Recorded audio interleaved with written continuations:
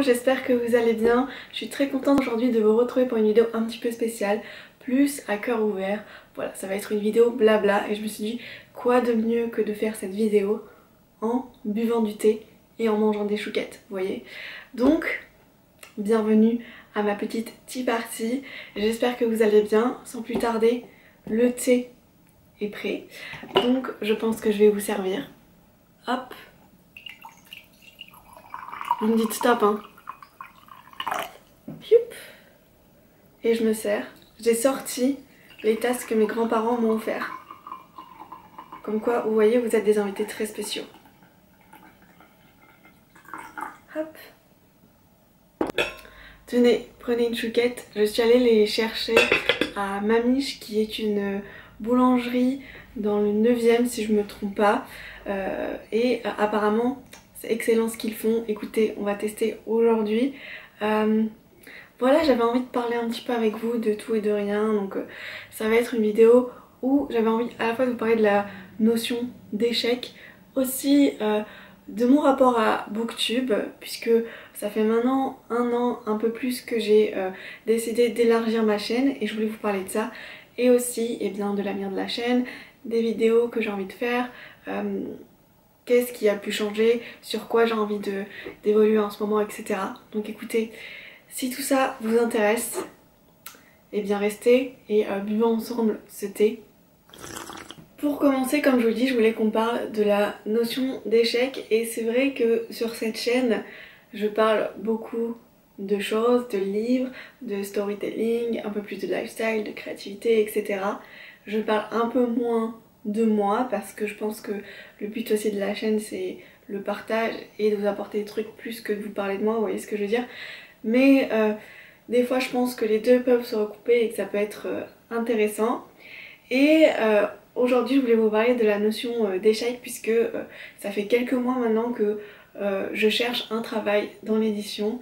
Et autant vous dire que ces derniers mois j'ai connu des hauts, des bas. Pour faire simple, il y a quelques mois je bossais dans l'édition, c'est un secteur que j'adore, qui me passionne énormément.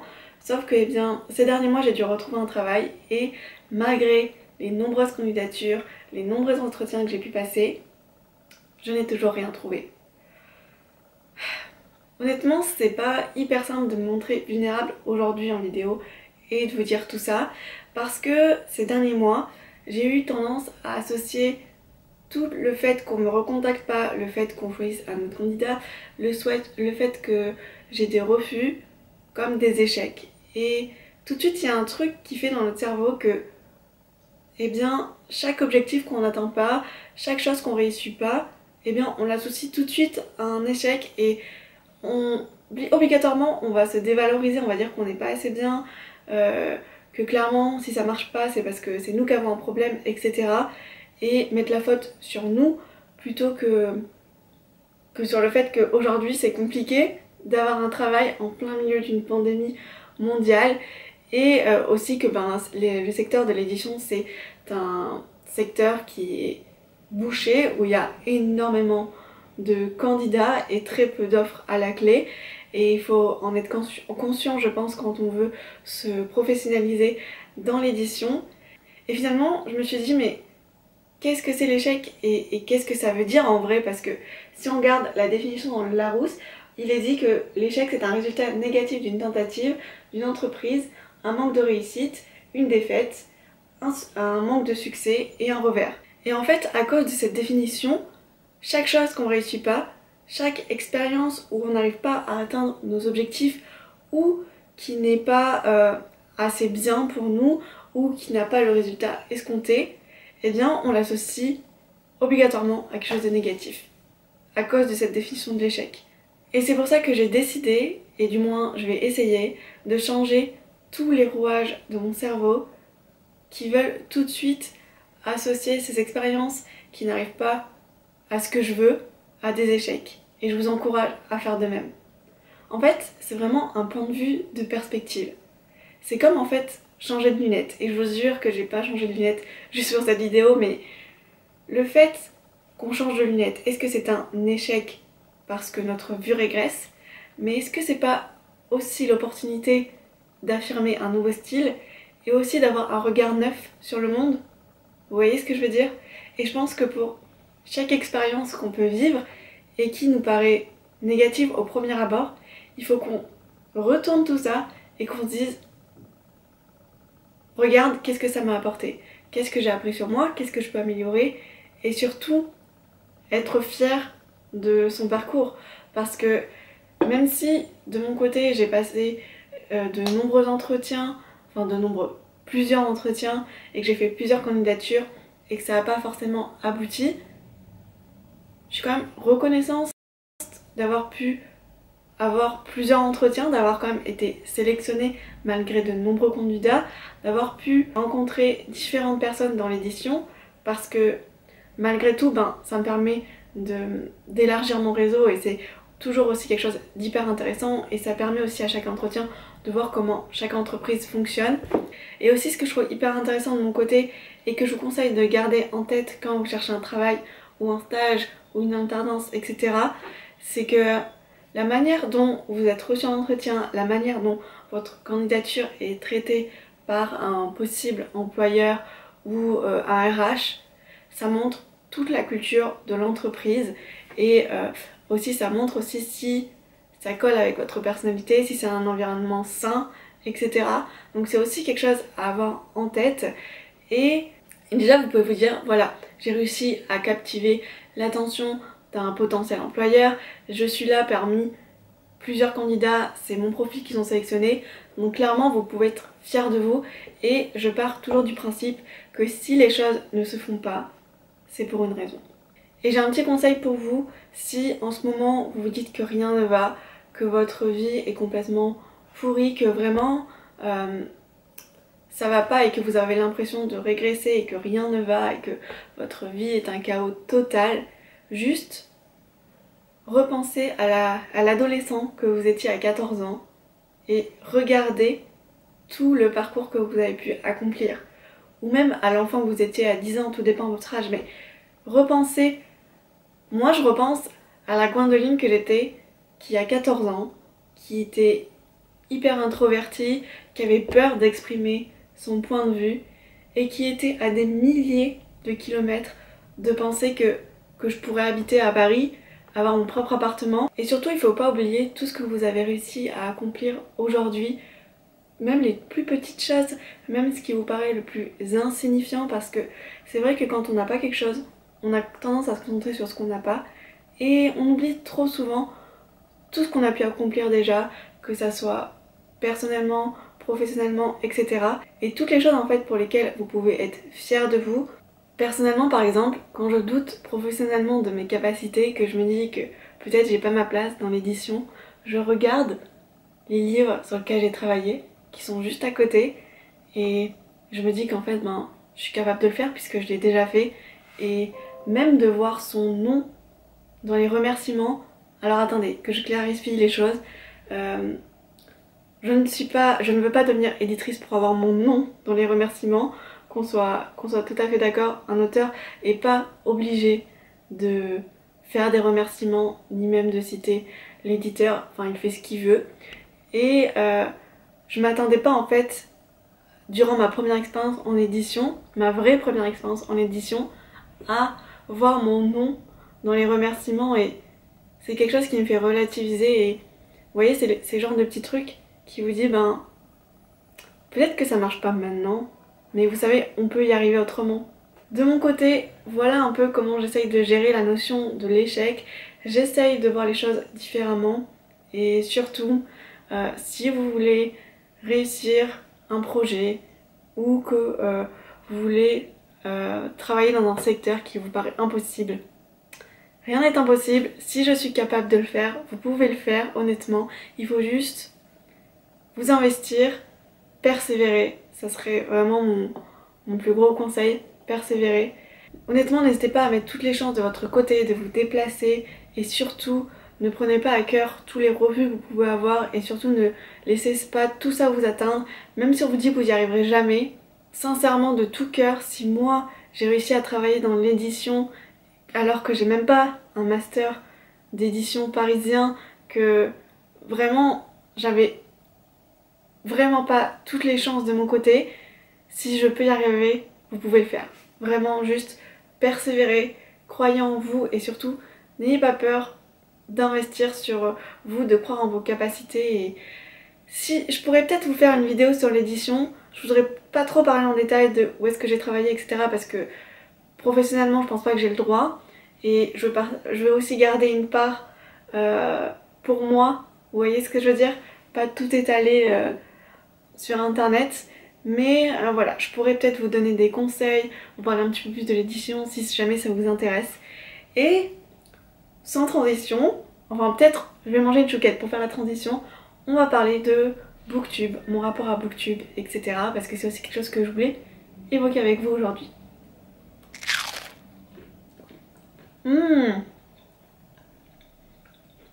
Elles sont excellentes. Dernièrement, j'ai vu pas mal de vidéos intéressantes sur le rapport à Booktube, aux livres, etc.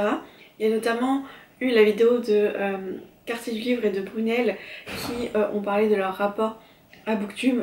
D'ailleurs, j'étais trop étonnée que Chloé de Quartier du Livre cite ma chaîne. Vraiment, c'était le highlight de ma journée, si je puis dire.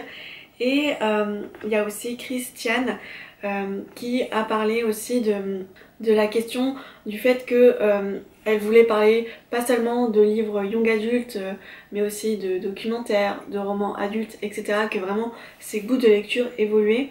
Et dernièrement il y avait la vidéo aussi d'Audrey de la chaîne Le Souffle des mots où là elle parlait de la manière dont un livre qu'elle avait lu quand elle était plus jeune pouvait aujourd'hui se révéler problématique quand elle le relisait sous un regard adulte. Et c'était des vidéos que je trouvais très intéressantes sur le rapport à la lecture, à Booktube, etc. Et j'avais aussi envie de vous en parler parce que c'est vrai que quand j'ai décidé d'élargir mon contenu il y a un an, il y avait plusieurs raisons. Déjà puisque comme je travaille dans les livres, j'avais envie un peu de m'échapper et de ce côté un petit peu plus professionnel et vraiment d'élargir sur tous les sujets. Mais aussi, je vous avoue que toute cette question de la pression sur Booktube, c'est aussi quelque chose que j'ai ressenti, que j'ai pas vraiment vu, ça s'est fait un peu de manière inconsciente, mais je voulais vous en parler aujourd'hui parce que c'est vrai que quand on fait un contenu exclusivement dédié au livre, il y a certains préjugés, comme le fait qu'il faut lire beaucoup, qu'il faut avoir une immense bibliothèque, etc. C'est quelque chose dans lequel j'ai essayé un peu de me conditionner, entre guillemets, dans les débuts de ma chaîne, puisque j'ai fait des book hauls, je me forçais à lire un livre par semaine. Bon, ça a été hyper formateur après pour mes études et pour après mon travail dans l'édition, mais il y avait quand même une pression cette semaine où chaque semaine pardon, où je devais lire un livre. Et après il y avait toute cette question où à la fin j'avais plus vraiment de nouveaux livres à lire, donc il fallait que j'achète des nouveaux livres, etc. Et il y a tout ce rapport à la surconsommation avec Booktube aussi qui me gêne un petit peu. Ok, je vais m'éparpiller un petit peu, donc je vais essayer un peu de structurer mon propos. Déjà la première chose que je trouve, comme je vous l'ai dit, assez compliquée sur Booktube et que ça soit Bookstagram, etc. c'est que pour être reconnu et pour être légitime, on a l'impression qu'il faut avoir lu énormément de livres, avoir une immense bibliothèque, parce que pendant très longtemps c'est comme ça que ça s'est fait. Tous les booktubeurs filmaient leurs vidéos avec d'immenses bibliothèques derrière eux. J'avoue que moi, tout ce côté là où il fallait, comment dire, structurer sa lecture, avoir un nombre de pages lues dans l'année, un nombre de livres lus dans l'année, aussi tout ce côté hyper challengeant, je trouvais ça un peu toxique de mon côté, parce que j'aime pas en fait le fait qu'il faut quantifier sa lecture, ça enlève tout le côté plaisir. Et ce que j'apprécie dans les livres, c'est vraiment de prendre le temps de découvrir les personnages, de s'immiscer dans l'univers, dans le style de l'auteur ou de l'autrice, etc. Tout ce côté-là qui apportait un côté un peu challengeant, ça apportait pas mal de pression. Et je pense aussi que c'est l'une des raisons aussi qui m'a donné envie d'élargir mon contenu sur la chaîne. C'est en plus de vouloir parler de sujets différents, c'était tout ce côté qu'il faut lire vite, qu'il faut lire beaucoup, qui me gênait. L'autre côté aussi qui me gêne un petit peu, c'est tout le côté surconsommation. C'est quelque chose qu'on a énormément, qu'on a vu beaucoup sur YouTube, que ça soit dans le lifestyle avec les vêtements, les hauls, etc. Même si c'est un contenu pour les livres qui est intéressant parce que ça permet de voir les nouveautés, les sorties littéraires. C'est un contenu que aujourd'hui je peux vous garantir que je ne ferai plus. Je l'ai fait, j'ai fait quelques-unes des vidéos sur ma chaîne des book hauls, mais c'est vraiment un contenu qui n'est plus du tout en adéquation avec ce que je pense. Personnellement, je suis plus maintenant le genre de lectrice à ne garder déjà que les livres qui me plaisent, que j'adore, qui m'ont provoqué une émotion, qui sont vraiment des coups de cœur, et me débarrasser des autres livres. Déjà parce que j'habite dans un 20 mètres carrés, donc vraiment chaque place est importante, mais surtout parce que je vois pas l'intérêt de garder autant de livres, mais surtout si c'est des livres qui m'ont pas vraiment transcendé, qui m'ont pas vraiment plu, je préfère garder avec moi tous ces livres qui m'ont touché. Vous voyez ce que je veux dire? Donc vraiment tout ce côté surconsommérisme qu'il peut y avoir dans Booktube, c'est quelque chose dans lequel je suis plus du tout en adéquation. Ensuite, parlons des vidéos, parce que si vous êtes un ancien sur cette chaîne, vous savez que j'ai commencé tout comme tout le monde à faire des aides de lecture, des book hauls, vraiment des formats qui sont très communs sur Booktube avec des tags, etc. Et peu à peu, j'ai décidé de me diversifier, soit en faisant des petits sketchs, soit en faisant des vlogs de voyage ou etc. Des vlogs lecture, enfin vraiment j'ai essayé un peu de jouer sur l'aspect créatif et c'est toujours quelque chose qui me passionne, que j'adore. Je sais que ça apporte pas beaucoup de vues, je m'en fiche un peu parce que j'ai jamais lancé cette chaîne pour faire des vues, je voulais juste partager avec vous ma passion pour les livres et je pense que ça restera toujours ça. C'est pour ça que mes vidéos sont pas monétisées. Si vous avez des pubs, c'est parce que j'utilise des vidéos, des extraits de musique qui sont libres de droit, mais sinon je monétise pas mes vidéos et je pense que je le ferai jamais. Après il faut jamais dire jamais, mais c'est pas dans mon optique parce que pour moi c'est important de garder une hobby, vous voyez, qui est pas, ou une passion qui est pas monétisée, vous voyez ce que je veux dire? Après si ça peut m'aider à m'investir dans d'autres projets, etc., dans d'autres contenus, pourquoi pas, mais pour l'instant c'est pas mon optique et je vous dis, la première chose que j'ai voulu sur cette chaîne, c'est vraiment l'idée du partage et vraiment exploiter mon esprit créatif à fond et c'est toujours ça que j'ai trouvé intéressant et même si ça va un peu au-delà des codes de Booktube, c'est pas grave. Et je pense que c'est pour ça aussi que j'ai voulu m'appeler Gwen Journal, pour que vraiment toutes ces vidéos ça soit un collage de tout ce qu'il y a dans ma tête, dans mon imagination et que malgré cela, il y a peut-être des choses qui pourront vous aider. Mais sinon je voudrais quand même terminer mon rapport à Booktube avec un aspect quand même positif. C'est que ce que je trouve hyper intéressant, c'est que comme je vous l'ai dit par rapport aux vidéos que j'ai pu voir dernièrement et que je trouve hyper intéressantes, c'est qu'aujourd'hui Booktube se diversifie énormément. Avant, quand j'ai commencé Booktube en 2016, la grande majorité des livres qui étaient abordés c'était du young adulte, du roman jeunesse. Et ce que j'adore aujourd'hui, c'est que tous les créateurs qu'on suit et qu'on a pu suivre pendant des années, ils ont grandi et les lecteurs et les personnes qui les suivent ont grandi aussi.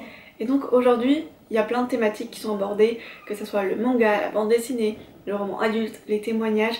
Et ça, je trouve que c'est génial, le fait qu'aujourd'hui, Booktube s'ouvre un peu plus en termes de genres littéraires, se diversifie, même si, on va pas se mentir, le roman ado et le roman young adulte est toujours prédominant. Et bien j'aime le fait que ça s'ouvre un petit peu plus et je trouve ça hyper intéressant. J'ai toujours aimé diversifier mes lectures, mais en ce moment par exemple j'ai plus envie de vous parler de non-fiction ou de romans adultes que j'ai lus parce que c'est ce que je lis en ce moment, même si je lis toujours du roman ado, mais j'aime le fait que Booktube évolue et c'est un côté que j'adore. Voilà un peu pour mon rapport à Booktube et pourquoi Délivrer mes envies est devenu Gwen Journal.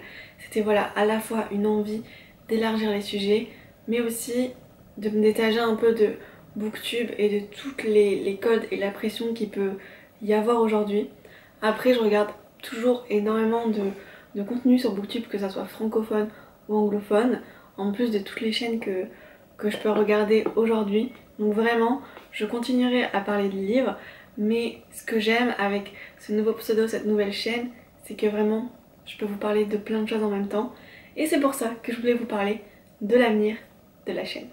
Si Si vous me suivez depuis ces derniers mois, vous avez vu que sur la chaîne, je continue bien entendu à parler de lecture, plus sous forme de vlog ou sous forme de thématiques précises, mais également de toute la dimension de créativité, d'art créatif, etc. Et vraiment je me suis rendu compte ces derniers mois que ce qui m'intéressait c'était à la fois le format vlog qui me permet de m'amuser énormément sur le montage, mais aussi de raconter une histoire. Donc vraiment je pense que de plus en plus j'ai envie de vous parler de mes lectures sous format vlog, sous des thèmes précis. Déjà je suis en train de vous préparer un nouveau format de vlog qui, il me tarde trop de vous présenter mais ça prend un petit peu de temps.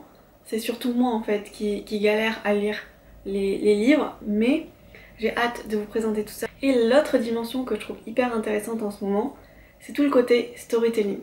Vous l'avez vu, c'est quelque chose que j'ai fait pas mal, notamment avec par exemple les analyses des albums de Taylor Swift, où j'ai fait des analyses beaucoup plus littéraires, où je me suis vraiment concentrée sur la manière dont une histoire pouvait être racontée en musique.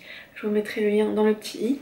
Et dernièrement, j'ai sorti un nouveau format de vidéo qui s'appelle Les mystères de la littérature, où là, c'est un peu comme des émissions de true crime ciblées sur les faits un peu étranges, mystérieux autour de la littérature, des écrivains, etc. C'est vraiment un format que j'adore. J'aime le fait de pouvoir vous raconter une histoire, vous mettre dans une ambiance, avoir un ton de voix un peu différent, insérer des photos, des vidéos, vraiment vous immerger pour vous raconter une histoire. Donc vraiment tout ce côté storytelling, ça m'intéresse énormément. Et en plus de ça, parallèlement, j'aimerais beaucoup en tout cas, vous faire des vidéos un peu analyse. Vous voyez ce que je veux dire, des vidéos un peu essais, comme j'ai pu faire avec les albums de Taylor Swift, mais là ça pourrait être sur des sujets différents, que ce soit dans la littérature, dans les films, etc. J'aimerais aussi beaucoup faire une vidéo essai sur le genre du young adulte. Est-ce que c'est la fin du genre young adulte? Parce que si vous vous intéressez un peu à la question, en tout cas moi c'est quelque chose que j'ai pu observer de manière professionnelle, ça se vend beaucoup moins par rapport par exemple au roman 8-12 ans. Et il y a quand même une certaine lassitude de la part du public, enfin il y a plein de facteurs en jeu. Je pense que ça pourrait être une vidéo intéressante. Et aussi tout le côté conte et à quel point les contes peuvent nous inspirer aujourd'hui. C'est une vidéo d'analyse aussi que j'aimerais beaucoup faire. Donc vous voyez, j'ai plein de petites idées comme ça qui popent dans ma tête. Donc dites-moi si c'est quelque chose qui vous intéresserait. Et en fait je me suis vraiment rendu compte ces dernières semaines et ces derniers mois que ce que j'aimais le plus en tout cas, c'était vous raconter une histoire dans mes vidéos. Même si c'est pas hyper clair, même si c'est implicite, j'adorais le fait de partir d'un point A, qu'il se passe plein de trucs pour arriver à une finalité et à, pas une petite morale mais juste à une petite conclusion, qu'est-ce que j'ai pu apprendre, etc., qu'est-ce que j'ai pu en tirer. Donc vraiment tout ce côté storytelling c'est quelque chose que j'ai envie de développer sur ma chaîne. Écoutez, dites-moi ce que vous en pensez, est-ce que ça vous tenterait ou pas. En tout cas, voilà un peu pour toutes les idées qui sont dans ma tête en ce moment. Peut-être des vidéos aussi un petit peu plus longues comme vous avez vu avec le vlog de Journal d'une princesse, où là c'était un défi littéraire. C'est rare que je me lance des défis, mais là pour Journal d'une princesse je voulais vraiment me lancer. Mais en tout cas, si ça vous dérange pas des vidéos un petit peu plus longues, dites-le moi. Donc voilà, j'espère que ce côté vlog, raconter une histoire, analyse, vous plaira sur la chaîne. Et en tout cas, je voulais vous remercier d'être aussi nombreux à me suivre chaque semaine, de prendre le temps de me laisser des petits commentaires. Même moi, je sais que je prends pas assez le temps de laisser des commentaires aux vidéos que je regarde. J'essaye vraiment de le faire, mais vous pouvez pas savoir à quel point ça me fait plaisir de voir que mon contenu vous plaît. Ces derniers jours en plus, vous êtes nombreux à rejoindre ma chaîne et à vous abonner, donc merci beaucoup. Vraiment, je vous enverrai tous une choquette par la poste si je pouvais, je vous jure, mais je ne peux pas, ça ferait beaucoup de choquettes. Écoutez, voilà pour cette vidéo blabla, j'espère que ça vous a plu. Je sais que c'était fouillis, complètement désordonné, là il n'y avait aucune structure, mais ça me faisait du bien de vous parler à cœur ouvert, d'être honnête avec vous. Donc voilà, j'espère que ça vous a plu. N'hésitez pas à me donner toutes vos idées en commentaire et je vous dis à très bientôt pour une nouvelle vidéo. Bye bye.